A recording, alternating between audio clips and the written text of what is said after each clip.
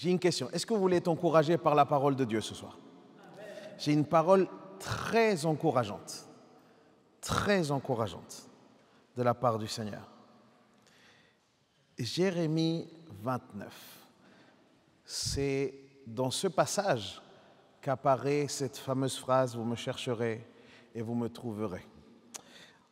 Mais on va lire tout le chapitre pour arriver ensuite à cette partie-là, parce que nous devons comprendre le contexte et qu'est-ce que le Seigneur était en train de dire et surtout à qui il était en train de dire cela. Et nous allons voir pourquoi est-ce que vous et moi, on peut s'approprier cette promesse et pourquoi certaines personnes ne peuvent pas s'approprier cette promesse. Jérémie 29, on va lire à partir du verset 1, on va lire les 3 premiers versets. Voici le contenu de la lettre que le prophète Jérémie envoya de Jérusalem au reste des anciens en exil, aux prêtres, aux prophètes et à tout le peuple, à tous ceux que Nabuchodonosor avait emmené en exil de Jérusalem à Babylone. C'était après le départ de Jérusalem, le roi Jéconia, de la reine des eunuques, des chefs de Juda et de Jérusalem, des charpentiers, des serruriers. Il a remis à Éléazar, fils de Shaphan, et à Gemaria, fils de Ikidja, que Sédécias, roi de Juda, avait envoyé à Babylone auprès de Nebuchadnezzar, le roi de Babylone.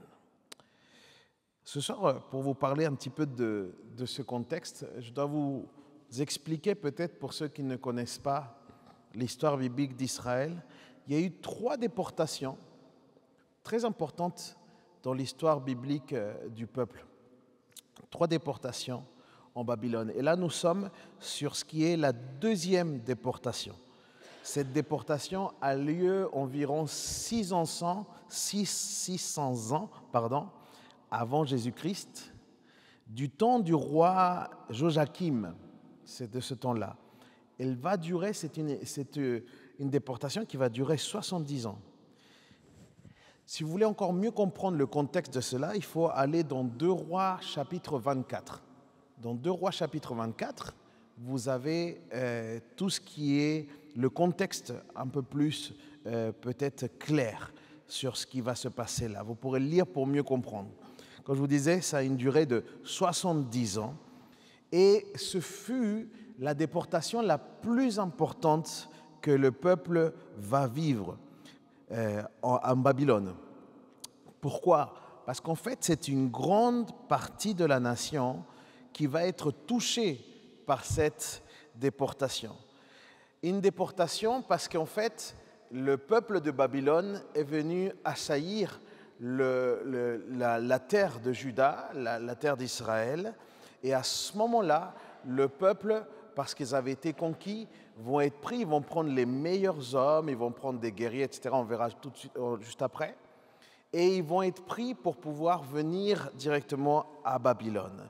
Il y avait parmi ces personnes, il y avait environ 1000 artisans, il y avait des soldats, de vaillants de guerre. Et à ce moment-là, c'est Sédéchias qui fut le roi, qui fut instauré par Nabuchodonosor pour régner à Juda. Ce fut un temps très difficile.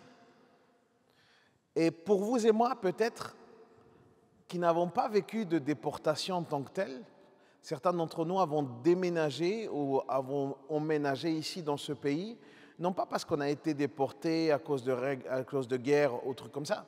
Parfois, c'est pour d'autres raisons, pour rejoindre la famille, etc.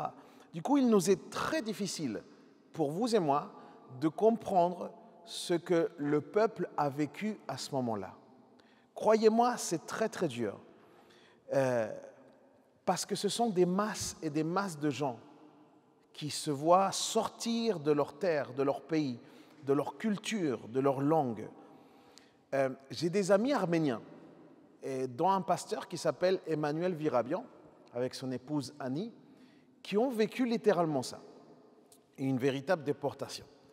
Et ça a été très très compliqué. L'épouse de Emmanuel, qui s'appelle Annie, nous a un jour témoigné et nous a montré un peu comment est-ce que du coup ils survivaient dans des camps.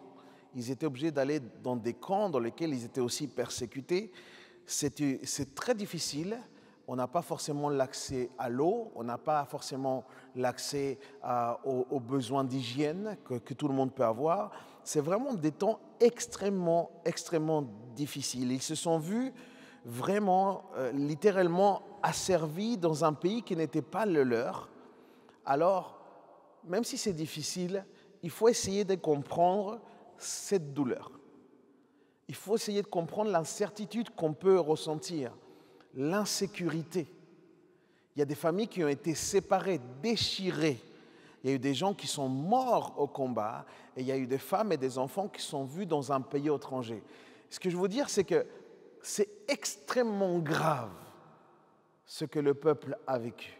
Okay? Et c'est ça qu'on n'a peut-être pas forcément conscience. C'était un moment difficile. Mais Dieu, au milieu de ces instants qui étaient extrêmement graves, va choisir de leur parler. Et je voudrais parler peut-être à quelqu'un ce soir. Parfois, on peut être dans un rythme où tout va bien, un rythme de vie dans lequel, voilà, on n'a pas forcément de soucis financiers, on n'a pas un décès qui arrive, on n'a pas forcément de problèmes de santé, on a une saison agréable, ça peut arriver, Dieu merci, hein, qu'on le vit aussi. Mais c'est comme si on n'entend pas forcément toujours la voix de Dieu à ces moments-là. Par contre, dès qu'on arrive dans des moments extrêmes de vie, dès qu'on arrive dans des difficultés graves, qu'on se sent isolé, qu'on se sent dans la maladie, qu'on est dans la disette, qu'on est accusé injustement, qu'on se sent parfois isolé, mis à part, etc. C'est ces moments-là où particulièrement on peut entendre la voix de Dieu. Et c'est dans des moments comme ça aussi que Dieu choisit de nous emmener pour juste avoir la possibilité de nous parler. Et là, ce texte-là, il s'agit d'une lettre. Et cette lettre s'adresse à quelqu'un. Et elle s'adresse donc à ce peuple, elle s'adresse, comme il l'avait dit, aux prophètes, à ceux qui étaient les prêtres, etc. Mais cette promesse de Dieu, c'est véritablement une consolation pour tout le peuple. Le contexte nous permet de comprendre cette particularité. Jérémie s'adresse là aux exilés, à ceux qui donc ont été déportés. Et voilà ce qu'il va dire. Lisez avec moi à partir du verset 4. On va aller du verset 4 au verset 7 maintenant. Voici ce que dit l'Éternel, le Maître de l'univers, le Dieu d'Israël, à tous les exilés que j'ai amenés de Jérusalem à Babylone. Très très important. Il ne dit pas qu'ils ont été capturés par un roi. Il ne dit pas ça. Il dit que j'ai emmené de Jérusalem à Babylone. C'est un choix de Dieu. C'est une détermination de Dieu. Très important. Verset 5. Construisez des maisons et habitez-les. Plantez des jardins et mangez les fruits. Mariez-vous et ayez des fils et des filles. Donnez des femmes en mariage à vos fils et des maris à vos filles, pour qu'elles mettent au monde des fils et des filles. Augmentez le nombre là où vous êtes et ne diminuez pas. Recherchez le bien-être de la ville où je vous ai exilé et intercédez auprès de l'Éternel en sa faveur, parce que c'est votre propre bien-être qui est lié au sien. Ce texte est extrêmement intéressant et il est en même temps étonnant. Comment Dieu peut dire à un peuple qui est dans une extrême souffrance, qui vient de tout perdre quelque part, qui vient de perdre ses repères, qui vient de perdre sa culture, qui vient de perdre sa maison. Il y a des gens qui ont travaillé toute leur vie pour obtenir ne serait-ce qu'un petit quelque chose et ils se voient là déportés. Comment est-ce que Dieu peut leur dire « Vivez » ? C'est quelque chose qu'on a du mal à entendre. Que Dieu dise à un peuple qui se retrouve dans une telle situation, multipliez-vous. Ils leur disent, et puis faites la paix là dans la terre, là où vous êtes. Soyez en paix, soyez des artisans de paix, bénissez. Est-ce que vous croyez sincèrement que le peuple voulait entendre ça?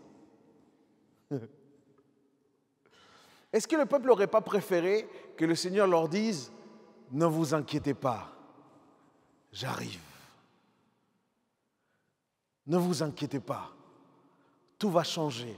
Ce peuple-là, c'est moi qui vais gagner cette terre finalement. Et sera à vous la terre. Mais ce n'est pas ce que Dieu dit. Combien de fois, vous et moi, on se trouve dans des situations tellement compliquées, tellement graves, tellement injustes. Et Dieu, il nous dit quoi? Il nous dit, bénis tes ennemis. Parfois, on se retrouve dans des situations financières critiques. Et Dieu, il nous dit quoi? Sème. Parfois, on se retrouve dans des situations extrêmement tristes. Et de l'autre côté, on a la voix de Dieu qui nous dit, réjouis-toi de ton salut. Comprenons quelque chose. Dieu ne nous dit pas ce qu'on veut entendre. Dieu nous dit ce qu'on a besoin d'entendre. Et ce n'est pas la même chose. Et le peuple, là, avait besoin d'entendre cela. Et c'est intéressant que dès le début de comment Dieu s'adresse, il se présente, il dit « l'Éternel, le Maître de l'univers ». Ce n'est pas n'importe qui vous parle. Il y a une autre version, peut-être dans votre version biblique, qui a écrit « l'Éternel des armées ». Et c'est très intéressant qu'il parle de cette manière. Pourquoi? Parce qu'en fait, au travers de cette simple présentation, Dieu est en train déjà de dire quelque chose d'important au peuple. Nabuchodonosor était l'un des plus grands et l'un des plus puissants monarques que le monde ait jamais connu. On est en train de parler d'un grand roi. Son ambition, son limite et son désir de s'élever toujours plus sont évidents et vous pouvez le voir dès le début du livre de Daniel. C'est là où on voit comment est-ce qu'il est cet homme-là, ok?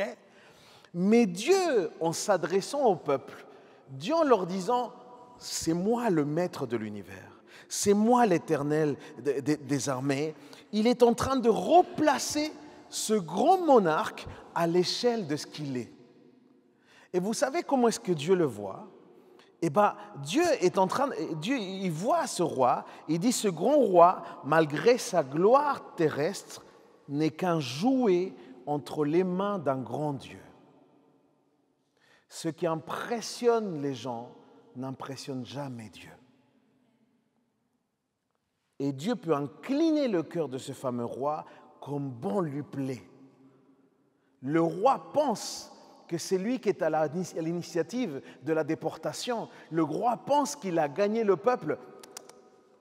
Dieu a un plan. Et Dieu est en train d'utiliser cet homme-là. Je vous vois avec des grands yeux, vous ne me croyez pas. Allez avec moi dans Jérémie 27. Juste un petit peu avant. Dieu conduit son peuple dans cette déportation. Et c'est très important parce que Dieu veut s'occuper de son peuple d'une manière particulière. Il veut les amener dans un chemin, le chemin de l'humilité en fait. C'est ça l'objectif de Dieu. Jérémie 27, versets 5 à 9 nous dit « C'est moi qui fais la terre, ainsi que les hommes, les animaux qui la peuplent. Par ma grande puissance et par ma force, je donne la terre à qui je le veux. » Vous êtes avec moi ce soir? Verset 6. « Et maintenant, c'est moi qui donne à tous ces pays, à mon serviteur Nabuchodonosor. » C'est incroyable. le roi de Babylone, je lui donne même les animaux sauvages pour qu'ils soient à son service. C'est Dieu qui détermine, c'est super fort. Verset 7, toutes les nations lui seront asservies à lui, à son fils et à son petit-fils, jusqu'à que le moment soit fixé pour son pays arrive aussi et que des nations puissantes et des grands rois la servissent. Là, déjà, Dieu met une date limite. À un moment, ça va s'arrêter, cette histoire. Et c'est Dieu qui détermine encore une fois. Verset 8.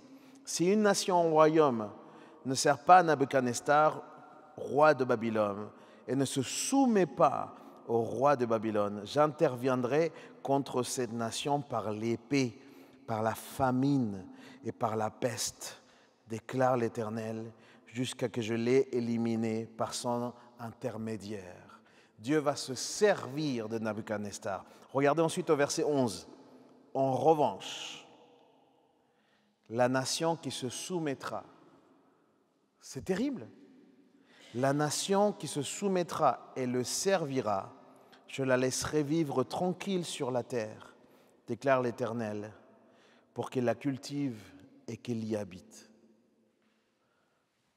Dieu appelle le peuple d'Israël et il leur dit, il va se passer un truc terrible. On va vivre une saison chaotique. Il va y avoir un des processus les plus difficiles qu'il puisse exister pour les familles, pour une nation. Et Dieu leur dit, c'est moi qui suis à l'initiative. C'est moi qui suis à l'initiative. Il va y avoir de la captivité et c'est moi qui suis à l'initiative de ça. Et ce que je vous demande, c'est de vous laisser faire. Il demande ça au peuple. Laissez-vous faire. Ça va être un temps. Ne résistez pas, ne combattez pas, n'allez pas essayer de faire une révolte, ne vous plaignez même pas. Ce que j'ai besoin, c'est que vous puissiez vous laisser faire. Dieu se servait de ce fameux grand roi pour son plan, pour le projet vraiment que Dieu avait. Pourquoi ? Parce que il est le maître de l'univers, il est l'Éternel des armées. Et ce n'est pas un roi qui pourra y changer quoi que ce soit. Mais Dieu demandait à son peuple de manière très concrète de se laisser emmener, de rentrer dans cette saison difficile, mais dans laquelle Dieu gardait le contrôle de A à Z. En fait, Dieu dit, vous allez rentrer dans une saison compliquée, mais jamais je vais vous abandonner. Jamais. Jamais je vous lâcherai. Et surtout, Dieu voulait avoir un espace dans lequel il allait pouvoir parler au peuple. Et c'est au travers de cette mise en difficulté que le peuple va donc pouvoir écouter vraiment ce que Dieu avait à dire. Peut-être que si le peuple était resté dans son bonheur, dans sa ville, dans son travail, avec toutes ses sécurités, etc., il n'aurait pas écouté ce que Dieu avait à dire. Et pour Dieu, plus important que notre confort, pour Dieu, ce qui est important, c'est qu'on puisse l'écouter lui. Et parfois, Dieu nous fait sortir de notre confort. Parfois, nous sommes amenés dans des situations, comme je vous le dis, qui sont difficiles. Parce qu'on a besoin d'écouter Dieu. Mais regardez, il fallait de la part du peuple qu'ils se soumettent. Ça veut dire quoi qu'ils se soumettent ? Eh bien, ça veut dire qu'ils soient humbles. Qu'ils soient humbles. Dieu voulait traiter avec eux, mais il fallait qu'ils s'humilient en acceptant ce qui était pour eux l'inacceptable. Dieu leur disait, ça va être dur les amis, mais faites confiance. Faites-moi confiance. En faisant confiance à Dieu, malgré la situation, ils allaient quand même vivre un moment heureux. C'est pour ça qu'il leur dit, vous allez pouvoir planter, vous allez pouvoir manger de ce que vous avez planté, vous allez pouvoir vivre en famille, vous allez pouvoir construire des maisons, malgré que vous êtes dans le pire des contextes. C'est une grâce. Quelqu'un dit Amen. C'est une grâce, hein? Et cette attitude, elle est tellement importante, les amis. Et voilà déjà quelque chose pour nous ce soir. Qu'est-ce qu'il est important d'accepter les processus de Dieu dans nos vies? Qu'est-ce qu'il est important de pouvoir accueillir les saisons dans lesquelles Dieu lui-même nous introduit. Et pourquoi il est important? Parce que quand on accueille ces saisons, lorsqu'on vit cela, on est en train de vraiment laisser tout le contrôle à Dieu. Et on est en train de confesser cela. Et c'est pour ça que le psalmiste il pouvait dire « Même si je marche dans la vallée de l'ombre de la mort, je ne crains aucun mal parce que tu es avec moi. » C'est exactement ce que toi et moi nous pouvons dire dans des temps chaotiques, dans des temps difficiles, dans des temps de lutte familiale, dans des temps de lutte financière, dans des temps où on a l'impression de mourir par ce qui est en train de nous arriver. Même si je marche dans la vallée de l'ombre de la mort, je ne craindrai aucun mal parce que Dieu est avec moi. Amen. C'est fort. C'est fort que Dieu ne les abandonne pas. Dans cette déportation, il leur donne une instruction. Édifiez des maisons, multipliez-vous, procurez la paix. En gros, il est en train de leur dire, faites votre vie. Il se passe des choses difficiles, continuez. Faites votre vie. Ne cherchez pas à vous venger, ne cherchez pas à vous révolter. Il ne leur dit pas, c'est dur ce que vous vivez, vous avez raison de déprimer. Il ne leur dit pas ça. Il ne leur dit pas, fâchez-vous, révoltez-vous, faites grève. Ça, en France, on aime bien la grève. Il ne leur dit pas ça. Il leur dit, continuez à vivre. Il leur dit, levez-vous, allez de l'avant. Ne vous arrêtez pas, vivez, vivez. Et pour le faire, vous devez juste me faire confiance. Vous êtes en crise, avance, car je suis avec toi. Tu es en crise, avance, parce que je suis avec toi. Et tu es en train d'obéir. Et quand tu es en train d'obéir, tu peux avoir l'assurance, c'est que Dieu prendra soin de toi. Waouh! Quelqu'un dit Amen ce soir? Dieu nous guide. Dieu nous guide au cœur de ces moments les plus difficiles. Il nous guide vers l'humilité. 1 Pierre 5, verset 6, il dit « Humiliez-vous donc sous la puissante main de Dieu, afin qu'il vous élève au moment voulu. » On a tout à gagner avec une attitude d'humilité. C'est ce que nous voulons faire au travers de ce jeûne et prière. Nous humilier. Il dit, si on veut chercher le cœur de Dieu, on ne peut pas le faire depuis une hauteur. Il faut qu'on le fasse depuis les pieds de Jésus. On veut chercher le cœur de Jésus, il faut qu'on passe par les pieds de Jésus. Et je vous disais que c'était la bonne nouvelle. La bonne nouvelle est là, il y a un fruit à ça. Lisez avec moi à partir du verset 11 jusqu'au verset 14. C'est la promesse de Dieu pour nous ce soir et pour toute cette semaine. Regardez, pour tous ceux qui vivent ces processus et qui choisissent de faire confiance à Dieu. En effet, verset 11, regardez. « Je connais les projets que je forme pour vous, déclare l'Éternel. » Il y a une bonne nouvelle, les amis. 29. Jérémie 29, pardon. Verset 11. « En effet, moi je connais les projets que je forme pour vous, des projets de paix et non de malheur, afin de vous donner un avenir et de l'espérance. » Alléluia. Verset 12.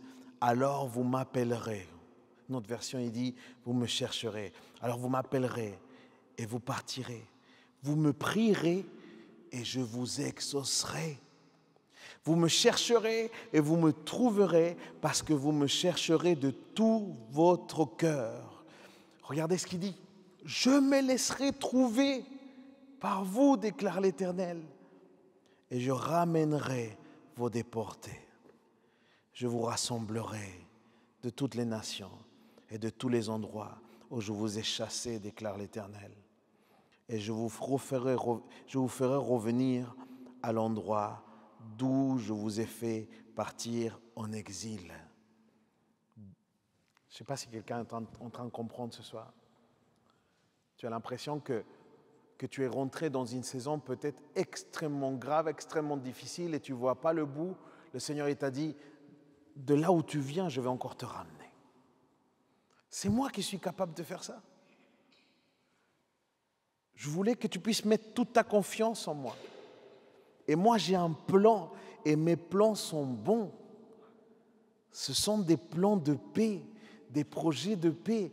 Dès que la Bible parle de paix, il parle de réconciliation entre l'humanité et le Créateur. C'est ça la plus grande paix biblique. Et Dieu il dit ça, nous allons vivre dans la réconciliation tous les jours. Nous pouvons vivre dans une repentance. Dieu nous a pardonné une fois pour toutes et nous pouvons constamment nous repentir auprès de lui parce que nous avons le pardon en Christ. Dieu il dit qu'il n'a pas des projets de malheur pour nous. Ce n'est pas pour nous. Dieu veut nous donner un avenir et de l'espérance. Dieu il dit que si on le cherche, on va le trouver. Mais ça dépend d'une seule chose. Ça veut dire, c'est simplement le chercher de tout notre cœur. Et c'est ça que Dieu nous demande. Dieu promet ceci à tous ceux qui s'humilient, à ceux qui se confient en Dieu, particulièrement dans les temps difficiles. Laisse que Dieu te parle dans ta difficulté. Laisse qu'au milieu de ta saison, dans ton processus, Dieu puisse parler et il va agir en ta faveur. Je vais finir avec ça. La bonne nouvelle, c'est ça. La bonne nouvelle s'adresse à tous ceux qui ont choisi de s'humilier devant Dieu, de faire confiance à Dieu. Mais vous savez, dans la déportation, il y en a qui ont résisté. L'histoire biblique nous raconte qu'il y a une partie du peuple qui a voulu rester. Ils ne sont pas laissés faire. Et ils sont restés là où ils étaient. Regardez avec moi le verset 17. Regardez ce qui va leur arriver. C'est terrible, c'est biblique. C'est une mauvaise nouvelle. Autant il y a une bonne nouvelle et autant il y a une mauvaise. Voici ce que Dieu dit. Voici ce que l'Éternel dit, le Maître de l'univers. Je vais envoyer contre eux l'épée, la famine et la peste. Je les rendrai pareils à des figues avariées, immangeables en raison de leur qualité. Je les poursuivrai avec l'épée, la famine et la peste. Je ferai d'eux une source de terreur pour tous les royaumes de la terre, un sujet de malédiction, de consternation, de moquerie, d'insulte de toutes les nations où je les chasserai. Pourquoi? Pourquoi Dieu va faire ça? Regardez ce qu'il dit. Parce qu'ils n'ont pas écouté mes paroles. Parce qu'ils n'ont pas écouté mes paroles, déclare l'Éternel. Eux à qui j'ai envoyé mes serviteurs, les prophètes, je les ai envoyés inlassablement, mais vous n'avez pas écouté, déclare l'Éternel. Oh mon frère, ma sœur, toi et moi, nous avons tout intérêt à vivre dans l'humilité. Quelqu'un dit Amen, c'est ça? On va prier, on va finir avec ça simplement. On va se lever ensemble. Et on va demander au Seigneur cela. S'il y a une once d'orgueil, de résistance à Dieu, s'il y a en nous quelque chose qui ne veut pas suivre le plan de Dieu, le chemin de Dieu, les saisons que Dieu a pour nous, que le Seigneur puisse nous aider à nous humilier. Parce que la Bible dit, si on s'humilie et qu'on recherche sa face, Dieu va tourner sa face vers nous. Dieu va nous regarder. Dieu ne veut pas Dieu ne recherche pas la perfection de toi et moi. Dieu sait que nous ne pouvons pas être parfaits. Dans ce monde, dans cette réalité, dans cette nature, on ne peut pas être parfait. Par contre, il y a une chose que Dieu veut faire en nous, c'est nous sanctifier. Nous sanctifier. Et il ne peut pas le faire si on ne s'approche pas de lui. C'est pour ça que nous avons intérêt à le rechercher. Élevons nos voix ensemble, si vous le voulez bien. Seigneur Jésus, ce soir, Seigneur, alors que tu parles à nos cœurs, avec une si belle promesse, Seigneur, est-ce que quelqu'un peut prendre mieux soin de nous que toi, Seigneur? Est-ce que quelqu'un peut pourvoir, Seigneur, mieux que toi? Seigneur, est-ce que quelqu'un peut nous chérir mieux que toi, Seigneur? Est-ce que quelqu'un peut nous aimer plus que toi? Personne, Seigneur. Mais nous avons ce soir, Seigneur, besoin de venir vers toi et nous humilier. Incliner nos cœurs, incliner nos vies, Seigneur. Père éternel, nous te prions ce soir pour que tu nous donnes les convictions de péché, Seigneur. Donne-nous cette conviction, Seigneur, que notre orgueil veut gagner, que le mal veut gagner sur nous, Seigneur. Oh Père, je te prie en cet instant même, au nom de Jésus, de venir nous révéler, Seigneur, ce qui ne te plaît pas, Seigneur. Révèle-nous, Seigneur, ceux qui se rebellent contre toi. Révèle-nous, Seigneur, ceux qui te résistent, Seigneur, en nous. Révèle-nous, Seigneur, ce soir. Parce que, Seigneur, nous voulons le plier devant toi, Seigneur. Nous voulons que tu règnes pleinement sur tout, sur toutes nos pensées, Seigneur. Sur notre vaine manière de vivre par moments, Seigneur, viens changer notre mentalité. Prie au Seigneur ce soir, dis-lui, viens changer ma mentalité, Seigneur. Remplis-moi d'humilité. Remplis-moi d'humilité, Seigneur. Chasse de moi tout orgueil. Chasse de moi, Seigneur, ce qui pourrait m'éloigner de toi. Je te prie, Seigneur. Consacre-moi à toi. Sanctifie ma vie, Seigneur. Sanctifie ma vie, Père éternel. Tu aimes la consécration. Tu aimes ça, Seigneur, quand des cœurs, Seigneur, se tournent vers toi. Tu aimes cela, Seigneur. Merci, Père éternel. Merci pour ce que tu vas faire cette semaine, pour ce que tu es en train déjà de faire, Seigneur. Merci pour tous ces messages qui se préparent les uns derrière les autres. Pour ces prédicateurs, Seigneur, qui sont inspirés de toi, Seigneur. Merci, Seigneur, pour tous ceux qui te trouveront pendant cette semaine, ceux qui te chercheront et te trouveront, Seigneur, pendant cette semaine. Oh, Seigneur, nous voulons te faire confiance. Au nom puissant de Jésus. Amen.